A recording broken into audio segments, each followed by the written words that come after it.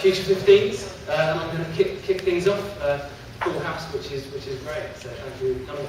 I'm going to talk to you today about your destiny in the digital age, and I'm going to do my best to untangle the web of philosophical and ethical issues that are underpinning this ongoing struggle between man and machine, and perhaps capture a glimpse of what the future of human autonomy looks like in a connected world in 14 and a half minutes. Quick disclaimer first of all, I work in advertising, so I am the bad guy, so apologies about that. But today is Adam Simmons' birthday, a friend of mine. There it is, Facebook told me this morning, and I wished him happy birthday this morning, just like Facebook told me to.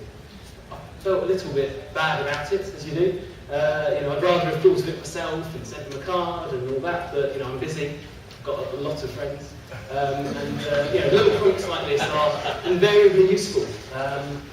There's more and more of them out there. Snippets of digital assistants that are helping me become a better, more successful, more well-connected human being.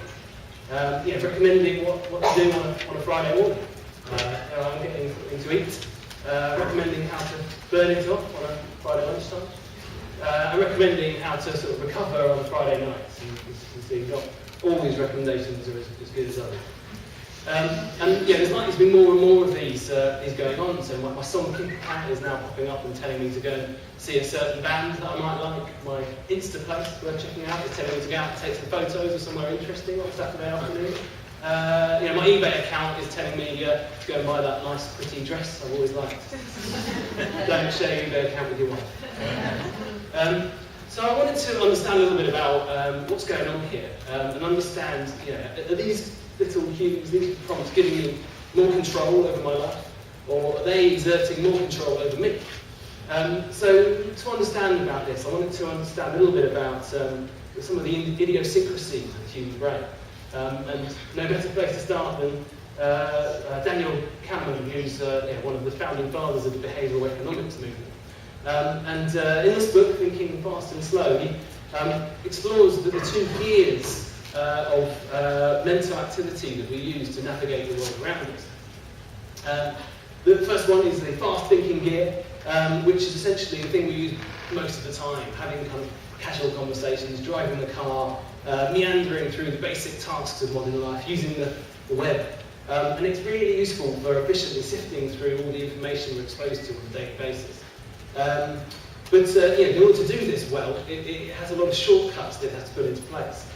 It's quite prone to bias. It's ultimately pretty careless, and it's very easily manipulated.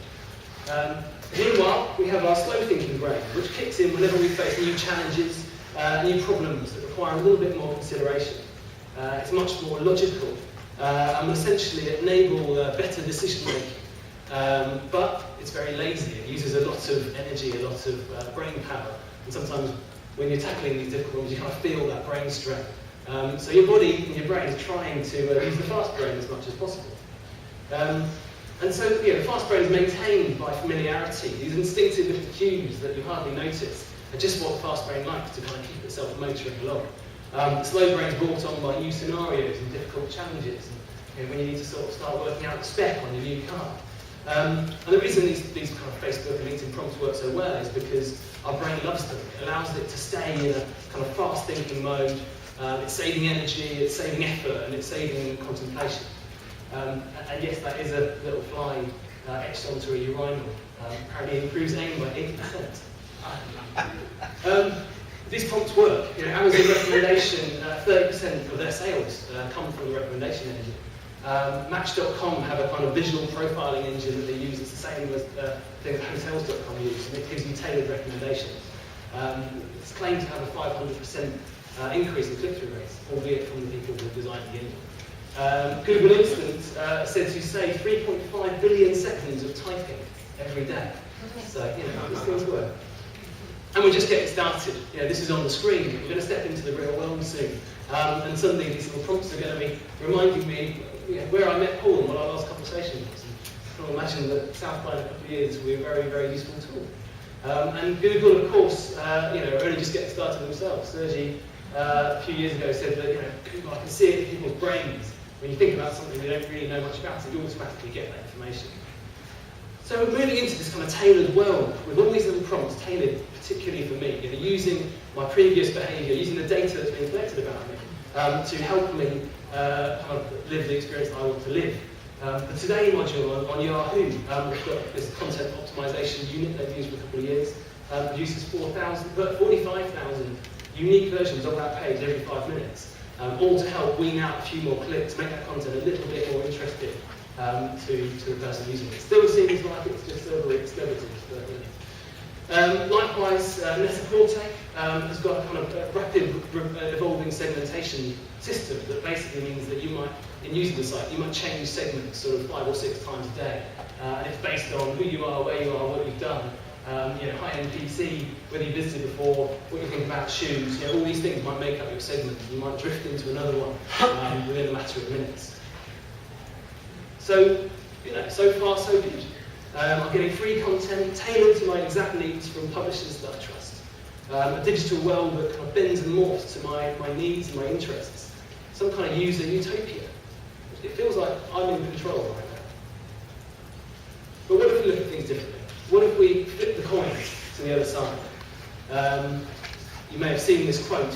It's always quite provocative for me, but you know, we're not paying for this content. Does that mean that we're the customer, or does that mean that we're the product being sold? And is this content really being driven by my needs, or is it being driven by the needs of the organisations trying to influence me? It's worth trying out this little tool called Collusion from Mozilla. I used it the other day, and it basically tracks, when I'm using the web, what companies are collecting data and leaving cookies about me at any one time. I went onto one website. There are about 10 to 12 different companies tracking me, from Google to Microsoft, ad firms, traffic logging sites. I used it for another few sites, and this is what happened. A few more companies popped up. 15 minutes in, a few more popped up. Within a couple of hours, over 100 different companies had tracked what I was doing, and some of them have been using that to manipulate the content that I was receiving. Most of those companies I'd never heard of.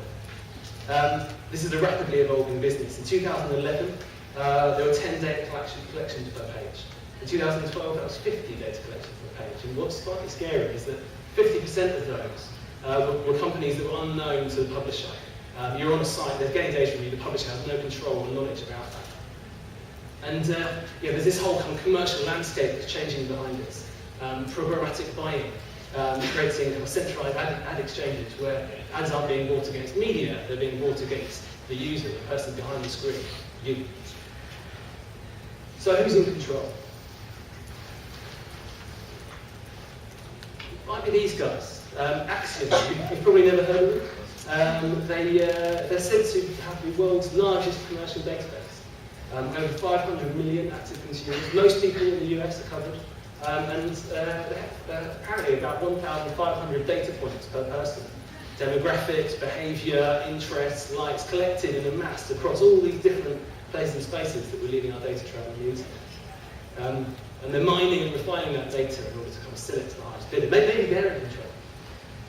But actually, yeah, they're only one of kind of thousands of different companies that are trying to use that data and influence us in different ways. So, you know, are any of these people kind of controlling it specifically?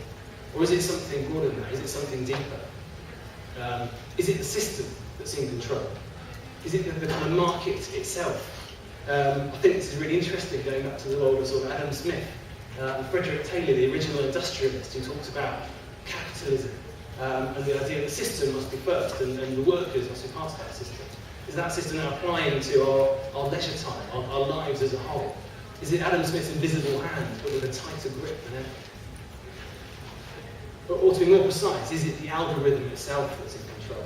Is it the data that's flowing between these different companies, often in unpredictable ways, that's exerting its control of us? Are we at the mercy of math, sorry. Meet your new boss. This is an algorithm, one of many.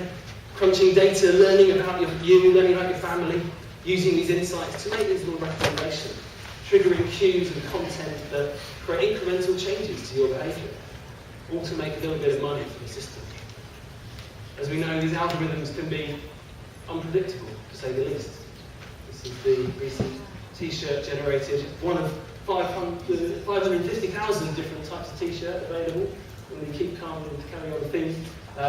All virtual or produced by an algorithm. The only real if you buy one. Probably don't want to buy that. So, are we in a user utopia? Are all these tools giving us greater control of our lives, more autonomy, more power over the way in which we live our lives? Or are we in a data dystopia? Are they slowly turning us from autonomous human beings into economic units? Are we becoming kind of battery consumers, not free-range people? Thought to throw into the mix. But I'll take things back to where we started, because we started talking about our two ways of thinking. When you're motoring along in fast thinking mode, you're easily manipulated. All these little cues, all these little prompts are able to trick you very easily into doing the things that the database, doing things that the system want you to do in order to eke out that little bit of revenue for all the different ad companies and content companies out there. But you're free. You're free to switch into slow thinking brain anytime you like. You're still in control. It's up to you how you engage.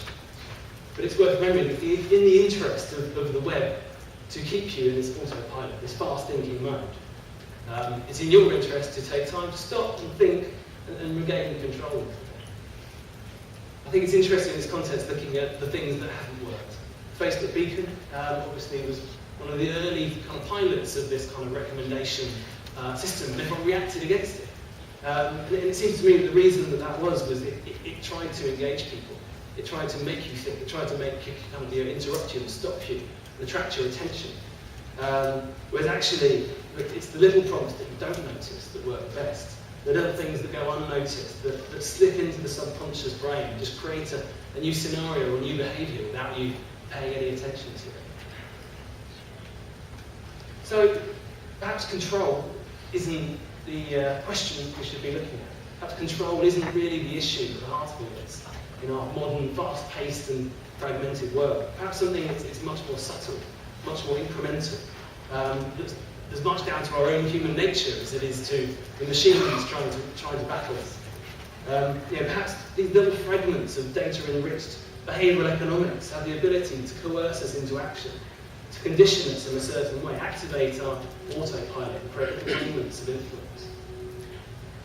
So when we're thinking about this, maybe we should think less about control, whether I can kind of maximise my power over my life, but keep more an eye on conditioning. Keep an eye on these little things that are trying to kind of shift us 3 degrees in a different direction. Maybe we should worry less about big existential ideas like autonomy, and just think about our own autopilot, and when we slip into that mode that we all know we slip into increasingly. And maybe we shouldn't be asking ourselves whether our impulses are truly our own impulses, and just keep our eyes peeled just for those little bits of influence that are trying to push us in a certain direction. And I think, most of all, we should just think occasionally about sending each other real birthday cards every once in a while. That's it from me. Thank you very much.